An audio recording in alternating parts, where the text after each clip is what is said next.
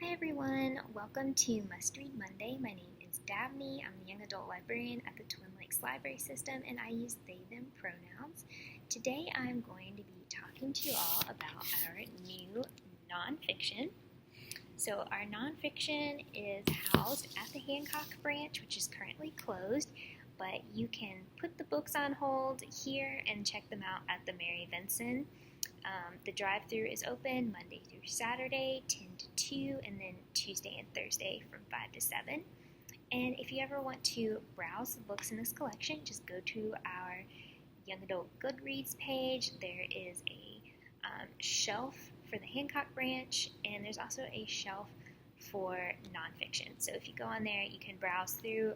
It's not as extensive as what's at the Mary Vinson, so it's not quite as overwhelming, so you should definitely check that out and get some of these books in your hands. So the first books I'm going to talk about are these books from the Pocket Change collection. So these are all books by young writers, and they are about some timely and important topics and issues.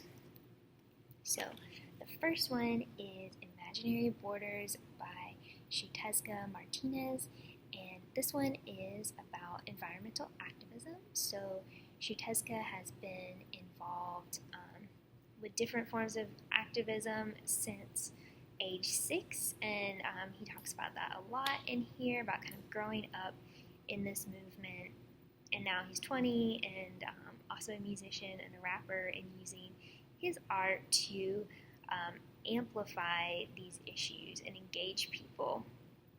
So this is about our current climate crisis. So you've got, information coming at you about that, but also ways for you to be involved with activism and to speak up, ways to,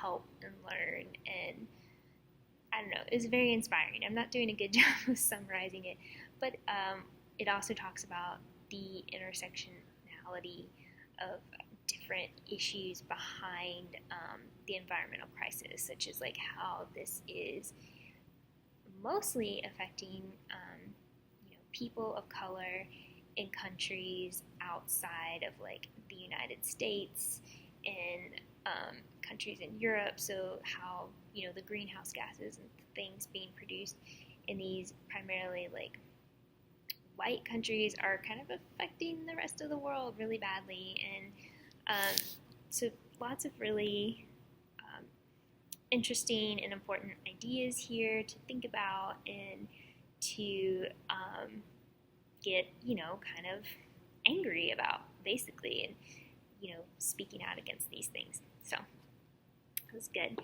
Next we have Beyond the Gender Binary by Alok Vaid-Menon. So I had heard about this book and got really excited because Alok is non-binary and uses they, them pronouns like me, so that was cool. And they are gender non-conforming and involved with fashion and art. So I think I had first seen them on an Instagram interview with Jonathan Van Ness from Queer Eye. And so this book is, about how society and the world needs to move beyond this restrictive gender binary of like male, female, and recognize and embrace other gender identities and other ways for people to live their lives and express themselves.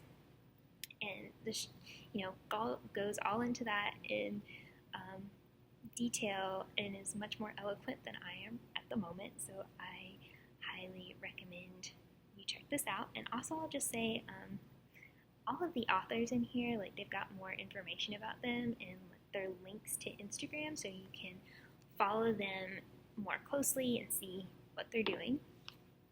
Next is This Is What I Know About Art by Kimberly Drew, and she is very involved in the art world, not coming at it from the side of being an artist, but from somebody who works in galleries and museums and has studied art and is an advocate for artists, specifically for Black artists. So what Kimberly talks about a lot in this book is how the art world is very white, like as far as people who work in museums or work in galleries or like have those positions of power where they're the ones deciding like what art is shown, you know, in different galleries and different museums. And you know, one of the big pushes in her career has been amplifying the work of Black artists and like getting it out there for people to see and engage with. So again, kind of like these other books, you know, each book is about, you know, one topic, but there's also like this intersectionality of like other ideas and topics and issues. So again, really good. And then we have The New Queer Conscience by Adam Eli. And this one, so as you can see, he is Jewish, and that is a big part of, you know, the intersectionality of this book, because he talks about how, you know, the Jewish community is this global community that comes together and they support each other through, you know, hard times, and they celebrate together during, you know, good times. And he's talking about how the queer community needs to come together, the global community, and support each other and celebrate together when there are crises like the Orlando shooting or things happening in other countries where queer people are being killed and oppressed by governments or different groups. He is saying in this book, like, the queer community needs to rally together and support each other and stand up for each other. And yeah, so it was really inspiring and good, and kind of tying into that is, you know, in some ways, like, we're more connected than ever because we have the internet and we have this way to talk to each other across the world.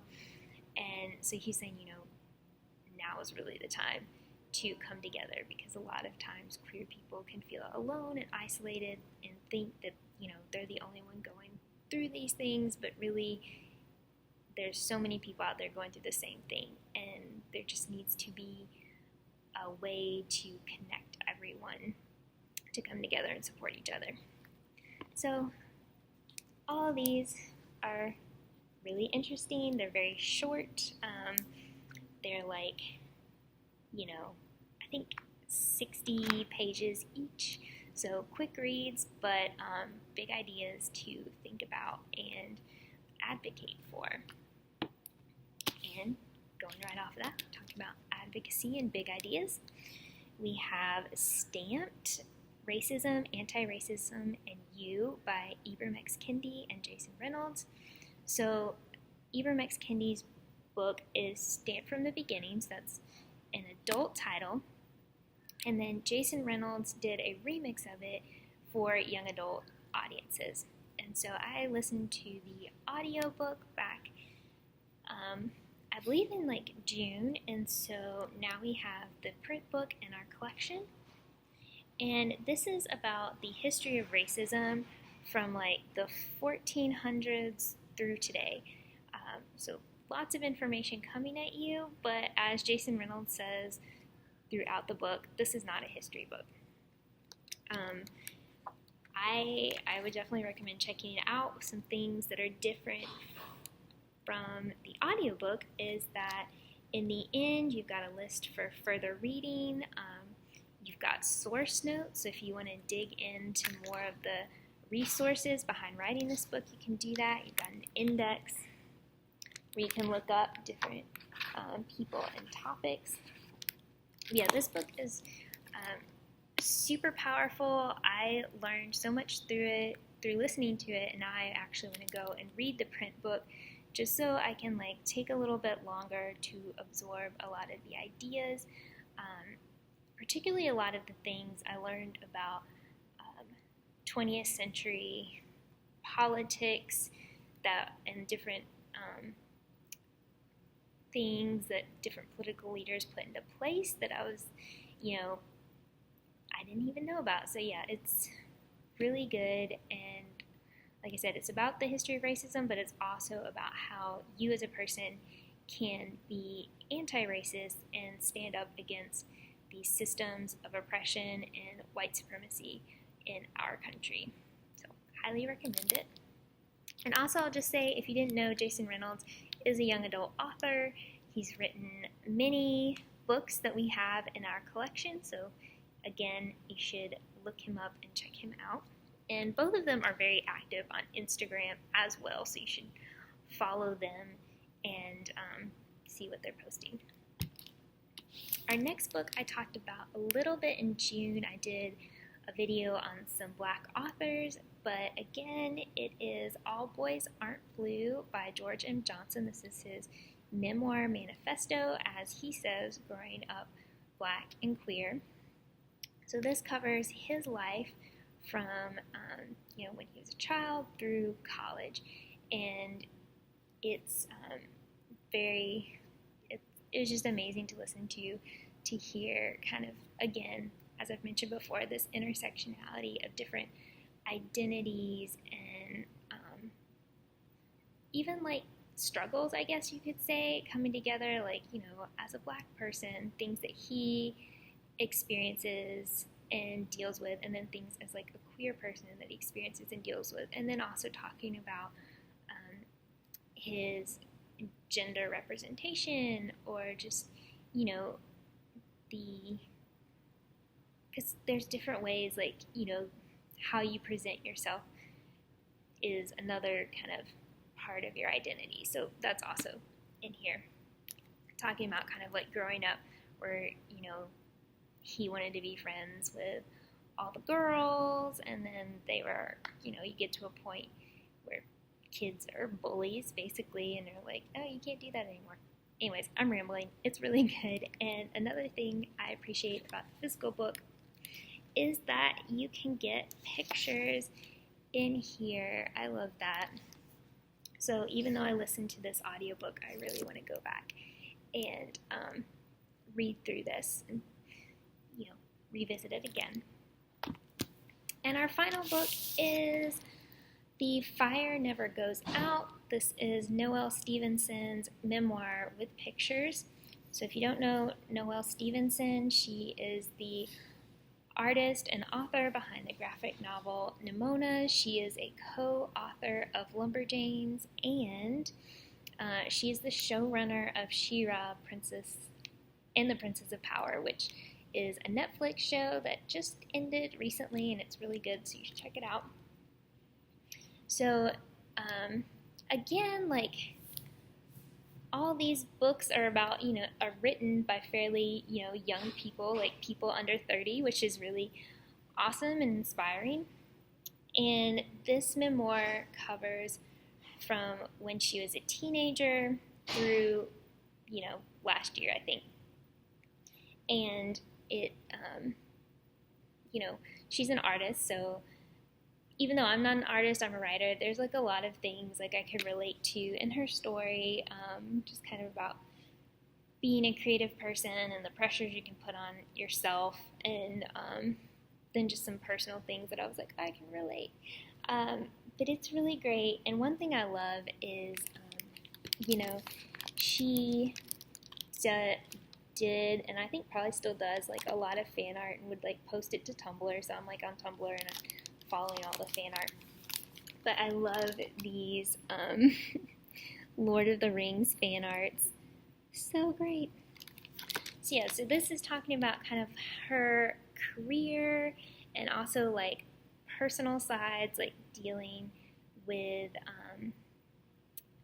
like kind of depression, and then dealing with coming out in relationships and living in LA and, finding her place. And it's really great. And it's a short read because, as it says, there's a lot of pictures in here, and then she kind of does yearly wrap-ups where she talks about, like, this is what happened this year.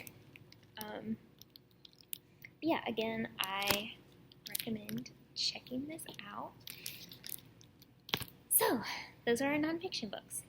And, I don't know, if you guys ever have suggestions for our collection of books that you've heard about that you think are really good and that we should have, let us know, because we're always on the lookout for that. And particularly like nonfiction, I'm all about building up this collection and having things that you all would want in it. But yeah, I will see you all later. Bye.